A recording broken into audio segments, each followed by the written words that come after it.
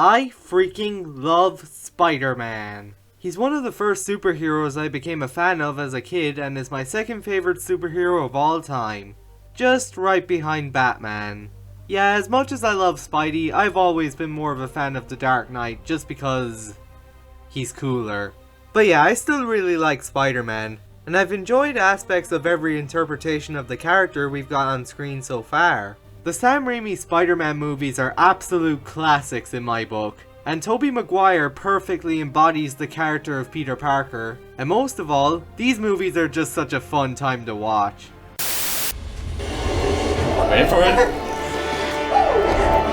Oh, he stole that guy's pizza! That Spider-Man's a popular medic! He stole my freaking pizza! That's right!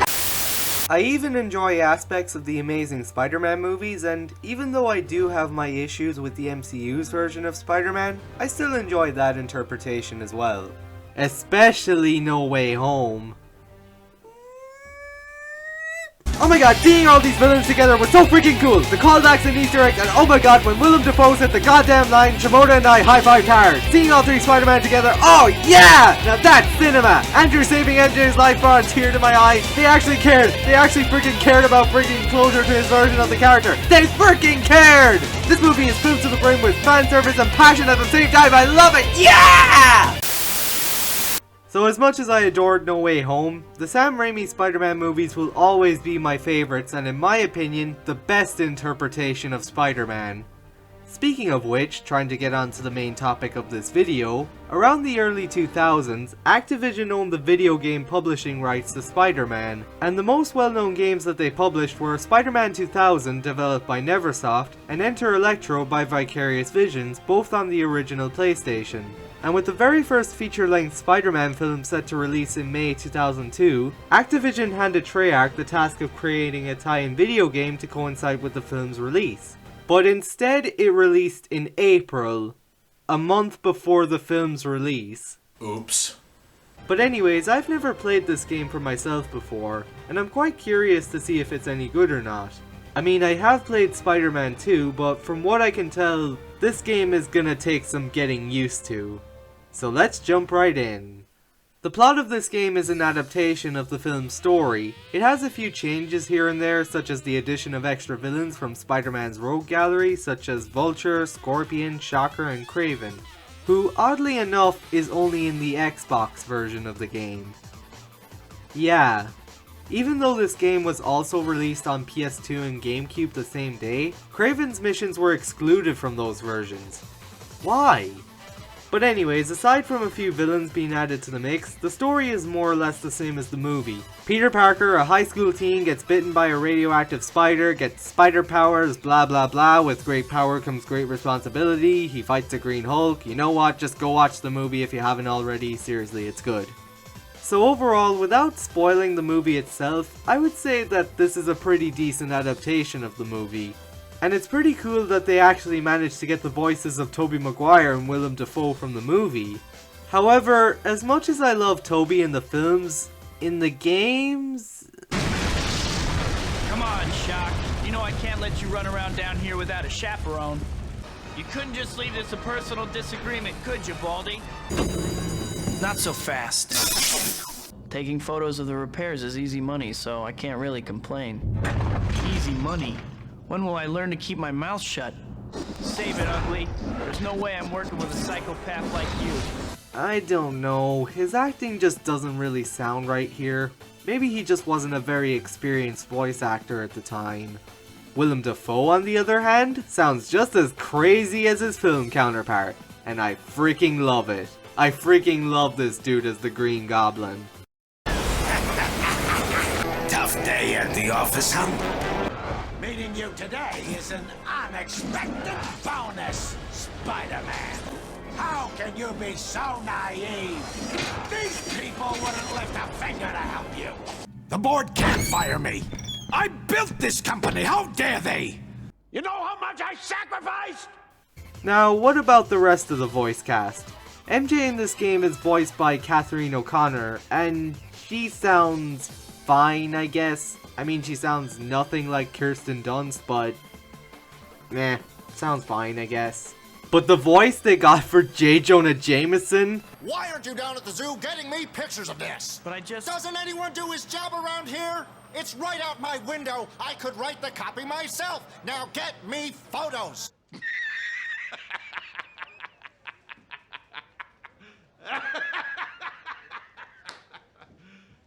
You serious? It's hysterically bad, and funny enough, he only appears in the Kraven the Hunter mission, which again is only in the Xbox version. So perhaps this mission was excluded from the PS2 and GameCube versions for the better. So needless to say, if you're gonna get someone to voice J. Jonah Jameson, you gotta get J.K. Simmons. And the last voice I would like to bring up is Harry Osborn's voice. He's actually being voiced by Josh Keaton, who funny enough also voices Spider-Man in the Spectacular Spider-Man show, and the 2017 show titled Spider-Man? Really? Is that the best name they could come up with? Anyways, to get back on topic, the voice acting as a whole is sort of a mixed bag, with Willem Dafoe being the only one who stands out. Now onto the gameplay. Now for me, coming off of later Spider-Man games, this took a bit of getting used to, since I'd never played the PS1 Spider-Man games, which is what this game seems to be building off of. Instead of swinging off of buildings, Spider-Man is simply able to swing infinitely off of the sky, and yeah, it looks very weird. I guess it's a video game, but still.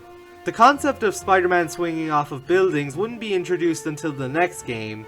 Also, annoyingly enough, you can't even touch the ground in this game. This has also been a problem since the PS1 games, likely due to the console's limitations. But this problem would also be addressed in the next game. So, how is the actual gameplay? Well, this game is mostly a beat 'em up like the first two Spider-Man games by Neversoft and Vicarious Visions. The combat has a lot of combo moves that you can collect throughout the game with these golden spider logos. Spider-Man can also swing around, crawl on walls, and shoot webs. And here's something I want to bring up. You see this blue bar? This shows how much webs you can shoot before you run out.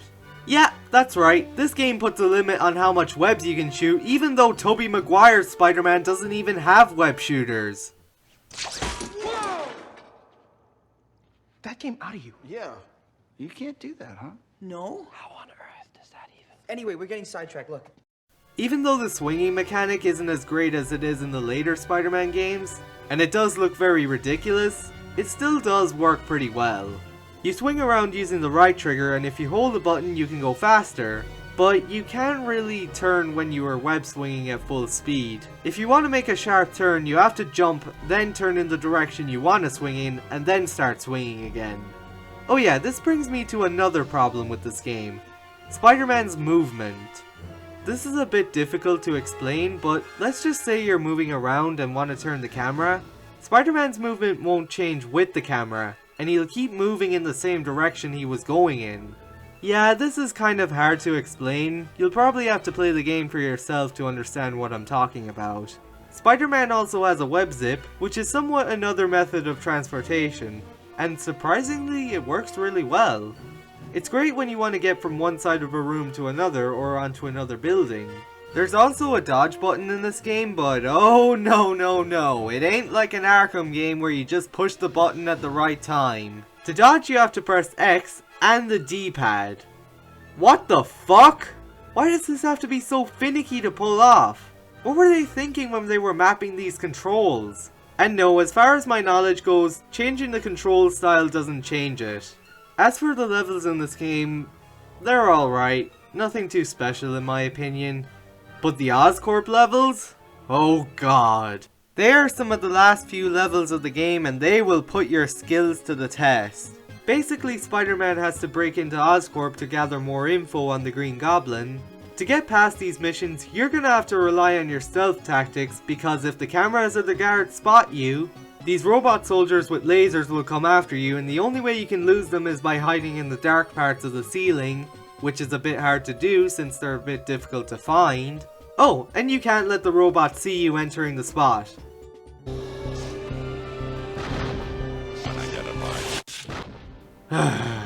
Needless to say, I died several times during this section.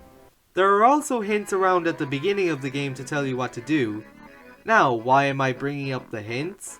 Well, because they are being narrated by none other than Bruce Campbell, aka Sam Raimi's best friend who also appears in all 3 films, and he's the first guy to say this on the big screen. The Amazing Spider-Man! Hey y'all, Scott here. Whoever came up with the idea of him being the narrator for the tutorials and hints of this game, and the following games, is an absolute genius. Bruce Campbell is such a funny guy, and the same also applies to his performance here. He is hands down the best narrator for tutorials in a video game ever.